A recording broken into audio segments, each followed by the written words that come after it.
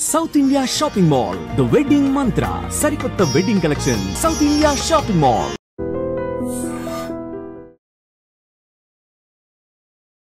నమస్తే, welcome back to iDream media. నేను మీ ఝాన్సీ. సో ఈరోజు మనతో ఒక స్పెషల్ గెస్ట్ ఉన్నారు, senior stock market and financial analyst AS Chakravarthi గారు.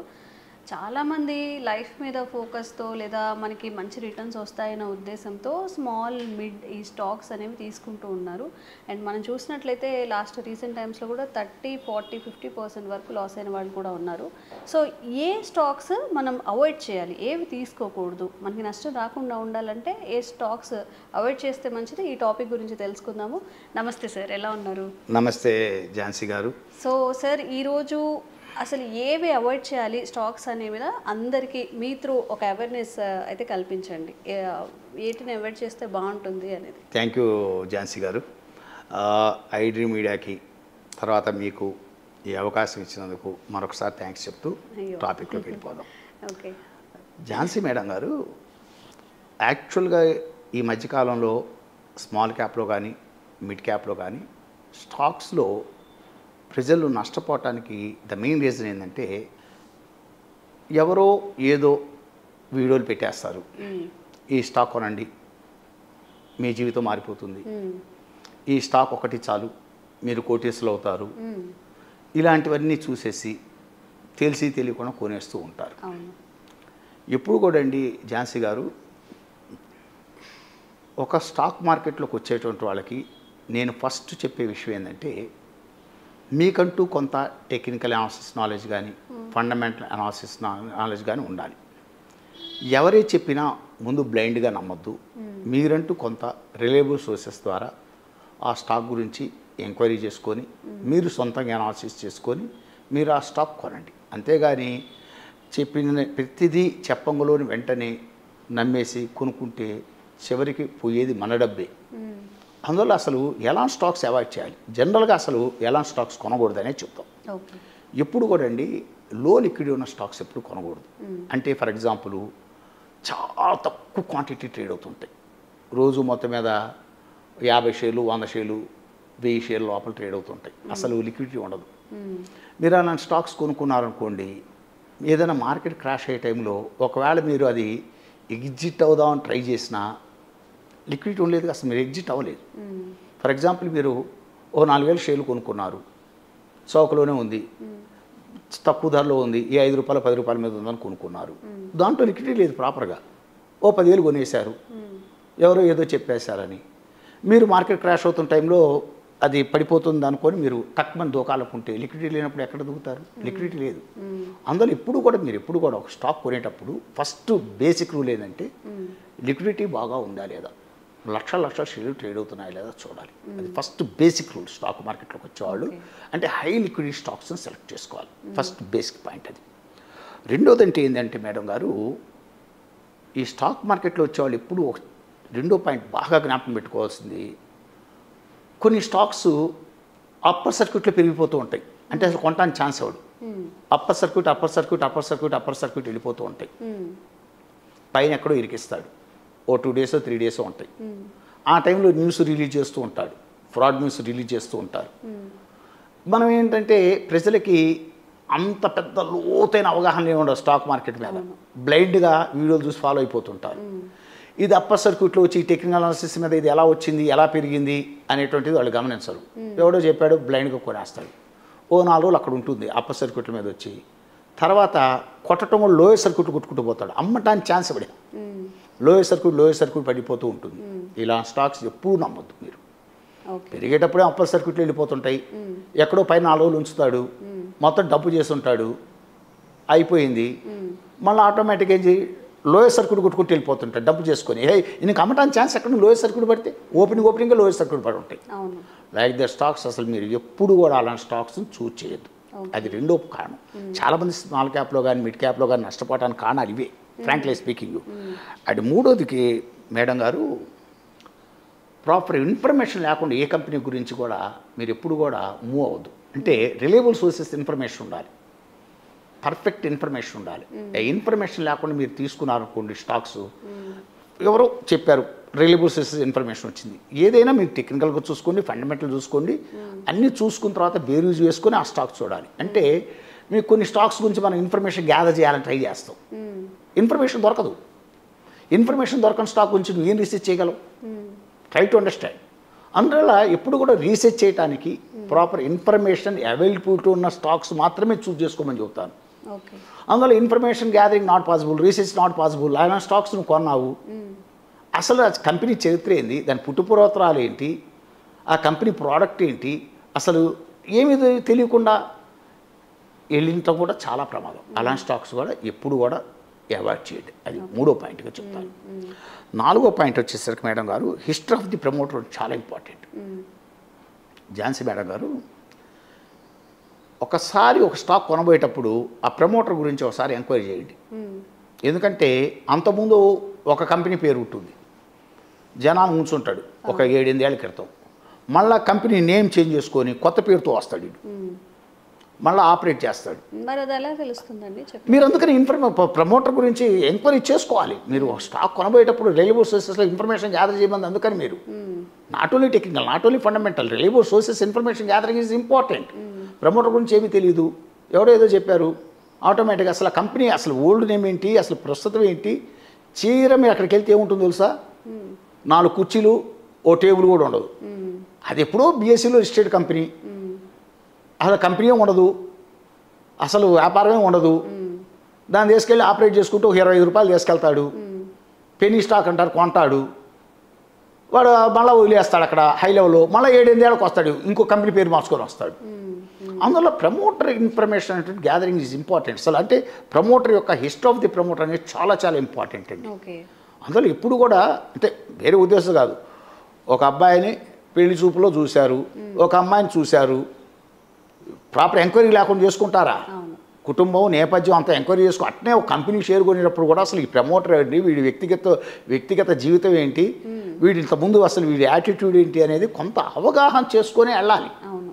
అలా అవగాహన చేసుకున్నప్పుడు మేడం గారు ఇరుక్కొట్టారు జనం. అందువల్ల ఇప్పుడు కూడా నేను అతి ముఖ్యమైన పాయింట్లో ప్రమోటర్ అనేటువంటి వాడిని ఖచ్చితంగా చూడాలని చెప్తాను. ఇంకోటి అతి ముఖ్యమైన పాయింట్ ఇంకోటి ఏంటంటే అండి, ఈ పెన్నీ స్టాక్స్ అవాయిడ్ చేయమని చెబుతాను జనరల్గా. ఈ పెన్నీ స్టాక్స్ అంటేనంటే ఫర్ ఎగ్జాంపుల్ కొన్ని వందల స్టాక్స్ రికమెండ్ చేస్తుంటారు పెన్నీ స్టాక్స్లో. కొన్ని స్టాక్స్ సూపర్ డూపర్ సక్సెస్ అవుతాయి, 98% ఫెయిల్ అవుతాయి, ఒక 2% ఫెయిల్ అవుతాయి పెన్నీ స్టాక్స్లో, ఒక 2-3% సూపర్ డూపర్ సక్సెస్ అవుతాయి. ఇది ఎప్పుడు కూడా ఒక పెన్నీ స్టాక్ రికమెండ్ చేశాడు అంటే రిలయబిలిటీ ఆఫ్ ది అడ్వైజర్ మీద డిపెండ్ అయి ఉంటుంది. అంటే ఫర్ ఎగ్జాంపుల్ సింపుల్ చెప్తాను, నేను 2002లో మోల్టెక్ ప్లాస్టిక్ అనే కంపెనీ మా ఫ్రెండ్ సజెస్ట్ చేశాడు నాకు, 7.5 రూపాయల మీద, 3 సంవత్సరాలు 450కి వెళ్ళింది. అది రిలయబుల్ సోర్స్, చాలా రిలయబుల్ సోర్స్. ఆ కంపెనీతో అతనికి సంబంధ బాంధవ్యాలు ఉన్నాయి, ఆ కంపెనీలో వస్తున్నటువంటి మార్పులు చేర్పులు అతనికి ఒక మంచి అవగాహన ఉంది. అలా ఒక రిలయబుల్ సోర్సెస్ ద్వారా తెలిసినప్పుడు ఓకే మీరు కొనవచ్చు పెన్నీ స్టాక్ అయినా, ట్రై టు అండర్స్టాండ్. అదేవిధంగా ఇప్పుడు సుజలాన్ ఎనర్జీ ఉంది, నేను రికమెండ్ చేయటం అని కాదు, సజెస్ట్ చేశాను చాలామందికి, మీరు ఒకసారి పరిశీలించుకోండి అని. 4 రూపాయలు 5 రూపాయల మీద ఉన్నప్పుడు సుజలాన్ షేర్ని పెన్నీ స్టాక్ అప్పుడు అది ఐ సజెస్టెడ్. మీరు కొనమని నేను చెప్పలేదు, మీరు ఎప్పుడైనా సరే ఆ స్టాక్ నాకెందుకో చాలా భవిష్యత్తు బాగుంటుంది అనిపిస్తోంది, ఇప్పుడు 4-5 రూపాయల మధ్య ట్రేడ్ అవుతుంది, మీరు చాలా డ్రాస్టిక్ చేంజెస్ వస్తున్నాయి కంపెనీలో, ఒకప్పుడు గొప్ప కంపెనీయే తర్వాత దెబ్బతింది, మళ్ళీ ఆపర్చునిటీస్ బాగా ఇదవుతున్నాయి అంటే నేను ఆ కంపెనీ గురించి బాగా రీసెర్చ్ చేశాను కాబట్టి just I suggested, not recommended to buy it. మీరు మళ్ళా నా ఇన్ఫర్మేషన్ కాకుండా మీరు కూడా ఫర్దర్గా ఇన్ఫర్మేషన్ గ్యాదర్ చేసుకొని మీరు మనస్ఫూర్తిగా ఇష్టపడితే ఆ స్టాక్ కొనండి, టెక్నికల్ ఫండమెంటల్గా ఇంకా వీలైతే మీ రిలయబుల్ సోర్సెస్లో కూడా మీరు కూడా ఎంక్వైరీ చేసుకొని సుజలాన్ కొనండి అని చెప్పాను. అది 80 రూపాయలు టచ్ చేసింది, 4-5 రూపాయలు మీరు రికమెండ్ చేస్తే. అంటే రిలయబుల్ సోర్సెస్ ద్వారా వచ్చినటువంటి పెన్నీ స్టాక్స్ ఉంటాయి. అంటే అందుకని నేను చెప్పేది ఎప్పుడంటే ప్రతి వాడు ఏది పడితే అది రికమెండ్ చేయడంలోనే వెంటనే వెళ్ళిపోయి కొనేయకూడదు, ట్రై టు అండర్స్టాండ్. అంటే ఆ స్టాకు గురించి ఒక ఖచ్చితమైన అవగాహన ఉన్న వ్యక్తులు ఉంటారు, కంపెనీతో అసోసియేట్ అయ్యి కంపెనీ వాళ్ళు రిలయబుల్ సోర్సెస్ మనకు సర్కిల్లో తెలిసిన వాళ్ళు చెప్తే అప్పుడు నమ్మి కొనవచ్చు. Try to understand. అట్లా కొనాలి, అంతేగాని ఎలా పడితే అలా కొనకూడదు. అదొక మనసులో పెట్టుకోండి. నెక్స్ట్ వచ్చేసరికి మేడం గారు, హై డెప్ట్ కంపెనీస్ అసలు కొనకూడదు అండ్ హై ఈక్విటీ. ఎందుకని? బెస్ట్ ఎగ్జాంపుల్ చెప్పాలంటే ఐడియా. నేను ఐడియా ఎప్పుడైతే టెక్నికల్గా 103 రూపాయలు కట్ చేసిందో ఆ షేరు, 103 రూపాయలు టెక్నికల్గా అది బ్రేక్ డౌన్ కొట్టిన రోజున ఇంకా ఆ షేర్ని వదిలేసేయమని చెప్పారు సార్. యాజ్ ఏ టెక్నికల్ అనలిస్ట్గా నేను సజెస్ట్ చేసింది ఏంటంటే, my personal feeling idea is going to collapse. అసలు ఆ కంపెనీ చెత్త కంపెనీలో ఒక చెత్త కంపెనీ, నా దృష్టిలో ఒక పెద్ద చెత్త కంపెనీ. ఎందుకంటే ఎంత ఈక్విటీ, ఎంత డెప్స్. ఇప్పటికీ ఐడియాని కొనమని, అస్సలు ఐడియా అనేటువంటిది ఏదో 4 రూపాయలకి 5 రూపాయలకి వస్తే కొనుక్కోవటం, 10 రూపాయలకి వస్తే అమ్ముకోవటం, ఇట్లా ఏదో చేసుకోవాల్సిందే. కానీ ఐడియా గురించి గొప్ప అంటే భవిష్యత్తులో అది గొప్ప కంపెనీగా కన్వర్ట్ అవుతుంది, అస్సలు అలాంటి ఆలోచనలే నాలోటాడు. ఎందుకంటే ఎంత ఈక్విటీ అసలు, ఎన్ని డెప్స్ ఉన్నాయి, ఈ డెప్స్ అని మళ్ళీ ఈక్విటీ కన్వర్ట్ అవుతే ఎంత లాభాలు వస్తాయి, ఎంత ఈపీఎస్ వస్తుంది. అందువల్ల ఇప్పుడు ఎక్కువ అంటే అతి పెద్ద ఈక్విటీ ఉన్న కంపెనీలు, ఓవర్ డెప్స్ ఉన్న కంపెనీలు, ఇంట్రెస్ట్ బడ్జెట్స్ ఉన్నవి, ఇలాంటి కంపెనీలు జనరల్గా అవాయిడ్ చేయమని చెప్తాను. ఇంకోటండి మేడం గారు, ఇంకొక ముఖ్యమైన విషయం ఏంటంటే, బాగా జ్ఞాపకం పెట్టుకోండి, ఒక స్టాక్ ఎప్పుడైనా సరే టెక్నాలజీస్లో ఫ్లాట్ లైన్ ఫార్మేషన్ అంటాం. ఫ్లాట్ లైన్ ఫార్మేషన్ అంటే ఇలా ఇలా ఇలా ఒక లైన్ లాగా వెళ్ళిపోతూ ఉంటుంది. అలా స్టాక్స్ కొనవద్దు. ఎందుకంటే ఆ ఫ్లాట్ లైన్ ఫార్మేషన్ అది 1 year ఉండదు, 2 years ఉండదు, 3 years ఉండదు. Avoid like the stocks. ఎందుకంటే మీరు అలాంటి స్టాక్స్ కొనాలనుకోండి, అది మీ డెడ్ అయిపోయినట్టే, మీ క్యాపిటల్ మొత్తం డెడ్ అయిపోయినట్టే. డెడ్ అయిపోయింది, అది పెరగదు. అదేదో జస్ట్ ఒక నార్మల్గా ఏదో పెట్టుకొని ఆ ఫ్లాట్ లైన్ ఫార్మేషన్ అంటే లైన్ అలా వెళ్తూ ఉంటుంది. అలాంటి స్టాక్స్ ఖచ్చితంగా అవాయిడ్ అని చెప్తాను. తర్వాత ఎరాటిక్ వాలిటీ కంపెనీస్ అంటే ప్రిడిక్టబుల్ నాట్ పాసిబుల్. కొన్ని కంపెనీలు ఉంటాయండి, హెవీ ఫ్లక్చుయేషన్స్ ఉంటాయి. అసలు ఎందుకు పడుతుందో స్టీప్గా టక్టక్గా పడుతుంటుంది, టక్టక్గా పెరుగుతుంటుంది. ఎరాటిక్ అంటే మనం గెస్ చేయలేము, అన్ప్రిడిక్టబుల్ గెస్సింగ్ అంటే మూమెంట్ అనేటువంటిది గెస్ చేయడానికి అసలు టెక్నికల్స్ ఫాలో అవి. అలాంటి స్టాక్స్ కూడా మీరు అవాయిడ్ చేయండి. ఏదేమైనా నేను చెప్పేది ఏంటంటే, ఫైనల్గా పెన్నీ స్టాక్స్ అయినా కానీ, లో లిక్విడిటీ ఉన్న స్టాక్స్, తర్వాత ప్రాపర్ ఇన్ఫర్మేషన్ గ్యాదర్ చేయడానికి, రీసెర్చ్ చేయడానికి అనుకూలంగా లేని స్టాక్స్, ఫ్లాట్ లైన్ ఫార్మేషన్ ఉన్న స్టాక్స్, ఎరాటిక్ క్వాలిటేటివ్ ఉన్న స్టాక్స్, ఇలాంటి స్టాక్స్ మీరు ఎప్పుడు కూడా కొనద్దు. ఎందుకంటే ఇలాంటి స్టాక్స్ ఇరుక్కుంటే బయటికి రావడం చాలా కష్టం. తర్వాత వన్ మోర్ ఇంపార్టెంట్, మీకు గొప్ప ఆపర్చునిటీస్, ఇప్పుడు మీ దగ్గర 1 లక్ష రూపాయలు ఉన్నాయి, ఓ మంచి సెక్టార్ సెలెక్ట్ చేసుకొని ఓ మంచి కంపెనీలో పెట్టుకున్నారు అనుకోండి, మీ యొక్క డబ్బుకి ఒక విలువ పెరుగుతుంది. అలా కాకుండా ఆ 1 లక్ష రూపాయలు తీసుకెళ్ళి ఓ చెత్త కంపెనీలో పెట్టారనుకోండి, ఆ లక్షలోనే ఉండొచ్చు. ఫ్లాట్ లైన్ ఫార్మేషన్ కంపెనీలు పెరగదు, తగ్గదు, కనీసం ఇంట్రెస్ట్లు 10 పైసలు ఇంట్రెస్ట్ కూడా రాదు. ఇంకోటి ఏంటి, అసలు కొలాప్స్ కూడా అయిపోవచ్చు, ఆ కంపెనీ తెరమరుగు కూడా అయిపోవచ్చు. అందులో ఎప్పుడు కూడా స్టాక్ మార్కెట్లోకి వచ్చే వాళ్ళకి ఏం చెప్తానంటే, మేడం గారు, ఝాన్సీ మేడం గారు, ఎప్పుడు కూడా ప్రాపర్ ఇన్ఫర్మేషన్ గ్యాదరింగ్ ఉండాలి, టెక్నికల్గా ఫండమెంటల్గా అనలైజ్ చేసుకుంటూ చాలా కరెక్ట్ ఐడియాలజీతోటే ఎంటర్ అని చెప్తాను. తర్వాత ఇంకోటి, ఈ మధ్యకాలంలో డీమేజర్ స్టాక్స్ కొంచెం ఆలోచించుకోవాలండి. డీమేజర్ స్టాక్స్ అంటే ఒక కంపెనీ ఉంటుంది, ఒక company for example Reliance company ఉందనుకోండి, అంటే ఊరికి ఎగ్జాంపుల్ చెప్తున్నా. రిలయన్స్ కంపెనీలో చాలా కంపెనీలు ఉన్నాయిగా. రిలయన్స్ పెట్రోకెమికల్ ఉంది, రిలయన్స్ రిఫైనరీ ఉంది, రిలయన్స్ జియో ఉంది, రిలయన్స్ టెక్స్టైల్ ఉంది, రిలయన్స్ జ్యువెలరీ ఉంది, రిలయన్స్ రిటైల్ ఉంది. ఇట్లా ఇప్పుడు ఫర్ ఎగ్జాంపుల్ భవిష్యత్తులో రిలయన్స్ కంపెనీని ఓ 10 కంపెనీలుగా డివైడ్ చేశాడు అనుకోండి, 10 కంపెనీలు షేర్లు వస్తాయిగా. ఇప్పుడు ఫర్ ఎగ్జాంపుల్ వేదాంతం ఉంది, వేదాంత 5 కంపెనీలుగా డీమేజర్ అవుతుంది. ఈ వేదాంత అనే కంపెనీ 160 రూపాయల నుంచి 400 రూపాయల చిల్లరకు వచ్చింది. ఇప్పుడు డీమేజర్ అయ్యి 5 ముక్కలుగా అయిపోతుంది, 5 షేర్లుగా డివైడ్ అవుతుంది. అర్థమైందా? అంటే 5 కంపెనీలుగా డివైడ్ అయిపోతుంది వేదాంత అనేది. అలాంటి కంపెనీలు అంటే వేదాంతాన్ని కొనొద్దని కాదు చెప్తుంది. మీరు కొనటానికి ముందు ఎంతో ఎనాలిసిస్ చేస్తే కానీ అలాంటి డీమేజర్ కంపెనీలు కొనొద్దు. ఎందుకు చెప్తున్నానంటే, నా స్పిన్నింగ్ మిల్ ఉండేది, నా స్పిన్నింగ్ మిల్ ఒక షేర్ కొంటే నాహర్ ఎక్స్పోర్ట్ కంపెనీ వస్తుంది అని చెప్పి డీమేజర్కి వచ్చాడు, గొల్లైపోయిన వాళ్ళు ఉన్నారు. సింటెక్స్ ఉంది, సింటెక్స్ షేర్ ఒకటి కొంటే సింటెక్స్ టెక్నాలజీ షేర్ ఇంకో షేర్ వస్తుందని చెప్పి డీమేజర్కి వచ్చింది. అసలు సింటెక్స్ అయితే మరీ దారుణం. సింటెక్స్ అయితే 80 రూపాయల చిల్లరలో సింటెక్స్ 2 షేర్లు కొంటే అంటే 160 రూపాయలు పెట్టుబడి పెడితే టీమేజర్ అయిపోయిన తర్వాత దాని విలువ ఎంత అయింది తెలుసా? 2 రూపాయలు అయిపోయింది. 164 రూపాయల పెట్టుబడి 2 రూపాయలు అయిపోయింది. అందులో డీమేజర్ కంపెనీలు అనేటువంటివి ఇదొక ముసుగేసుకొని వస్తుంటాయి. మార్కెట్ బాగా మంచి బుల్ ఫేజ్లో ఉన్నప్పుడు ఏంటంటే మా కంపెనీ 4 ముక్కలు చేస్తున్నాం, 2 ముక్కలు చేస్తున్నాం. ఇప్పుడు ఎందుకు రీసెంట్గా ఆదిత్య బిర్లా గ్రూప్ సంబంధించినటువంటి బిర్లా రిటైల్ అండ్ ఫ్యాషన్ ఉంది, 300 రూపాయల చిల్లర డీలిస్ట్ అయిన తర్వాత 89 రూపాయలకు వచ్చింది స్ట్రైట్ అవే. ఇరుక్కున్న పరిస్థితి ఏంటి? ఎందుకు చెప్తున్నానంటే ఇవన్నీ కూడా మీరు ఎప్పుడు కూడా డీమేజర్ రంగంలోనే ఒక షేర్ కొంటే ఇంకొక 4 కంపెనీలో షేర్లు వస్తున్నాయంట, లేదు 1:1 ఇంకో కంపెనీలో కూడా షేర్లు ఇస్తున్నారంట. ఇవన్నీ నేనేంటంటే ఎస్ కొన్ని సక్సెస్ అవుతాయి, సూపర్ డూపర్ సక్సెస్ అయ్యే షేర్లు కూడా ఉంటాయి డీమేజర్లో. నేను అన్నీ ఫెయిల్ అవుతాయని చెప్పట్లే, సూపర్ డూపర్ సక్సెస్ అయ్యే షేర్లు కూడా ఉన్నాయి డీమేజర్లో. నేనేం చెప్తున్నానంటే డీమేజర్ రంగంలోనే వెంటనే మీరు గుడ్డిగా వెళ్ళి ఆ షేరు ఒకటి కొంటే ఆ కంపెనీ ఇంకో కంపెనీగా డివైడ్ అవుతుంది, 2 కంపెనీలుగా.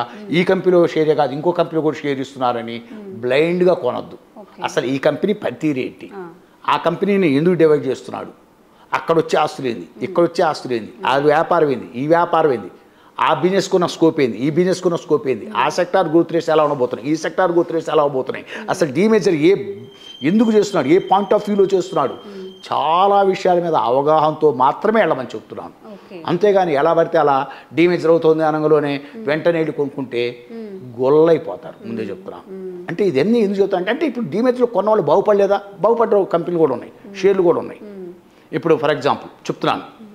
అందువల్ల మీరు ఎప్పుడు కూడా మై స్ట్రాంగ్ సజెషన్ ఇప్పుడు నేను చెప్పినటువంటి ఆలోచన విధానంతో అంటే కొన్ని స్టాక్స్ ఇప్పుడు నేను చెప్పినటువంటి స్టాక్స్ ఎప్పుడు అవాయిడ్ చేయడానికే ట్రై చేయండి. స్మాల్ క్యాప్లో కానీ మిడ్ క్యాప్లో కానీ ఇప్పుడు నేను చెప్పిన అంటే టెక్నికల్గా చూస్తూ ఫండమెంటల్ చూస్తూ ప్రాపర్ ఇన్ఫర్మేషన్ గ్యాదర్ చేసుకుంటూ రిలయబుల్ సోర్సెస్ ద్వారా ఇన్ఫర్మేషన్ గ్యాదర్ చేసుకుంటూ ఆ కంపెనీ గురించి రీసెర్చ్ చేయడానికి ఇన్ఫర్మేషన్ అవైలబిలిటీలో ఉందో లేదో చూసుకుంటూ ప్రాపర్ లిక్విడిటీ ఉందో లేదో చూసుకుంటూ ఇన్ని విషయాలు పరిగణలో తీసుకుంటూ మీరు ఎప్పుడైనా స్టాక్ మార్కెట్లో ఒక స్టాక్ కొనండి. ఎందుకంటే డబ్బు పెట్టిన తర్వాత గోడ కొట్టిన సున్నం లాంటిది. చెత్త స్టాక్స్ కొన్నారనుకోండి, గోడ కొట్టిన సున్నం తర్వాత పీక్కుంటే ఏం లేదు, డబ్బు చెత్త స్టాక్స్ ఇరుక్కుంటే గోడ కొట్టిన సున్నం డబ్బులు అయిపోతాయి. అందువల్ల నా స్ట్రాంగ్ సజెషన్ మటుకు ఎప్పుడైనా ఎవరు ఏది చెప్పినా మీరు మీ సొంత నిర్ణయాలు తీసుకోండి. మీరు దాని గురించి రిలయబుల్ సోర్సెస్లో ఎంక్వైరీ చేసుకొని మీ నాలెడ్జ్ తోటి ప్రాపర్గా దాన్ని కొనండి. అంతేగాని బ్లైండ్గా మటుకు మీరు ఇన్వెస్ట్ చేయొద్దు. నిజంగా చక్రవర్తి గారు చాలా మంచి ఇన్ఫర్మేషన్ అయితే ఇచ్చారండి. అంటే ఇన్వెస్ట్మెంట్ చేయాలనుకున్నప్పుడు ఎక్కడ ఇన్వెస్ట్ చేయాలో చెప్తూ ఉంటారు కానీ ఎక్కడ ఇన్వెస్ట్మెంట్ చేయొద్దు అని చెప్పి చాలా తక్కువ మంది చెప్తుంటారు. యాజ్ అ టెక్నికల్ అనాలిస్ట్గా కూడా చాలా మంచి అనాలిసిస్ అయితే ఇచ్చారు. అండ్ మీ త్రూ కూడా ఇంకొంచెం వాళ్ళని ఎడ్యుకేట్ చేసే ప్రయత్నం చేద్దాము. థ్యాంక్ యూ సో మచ్ అండి. థ్యాంక్ యూ మేడం గారు.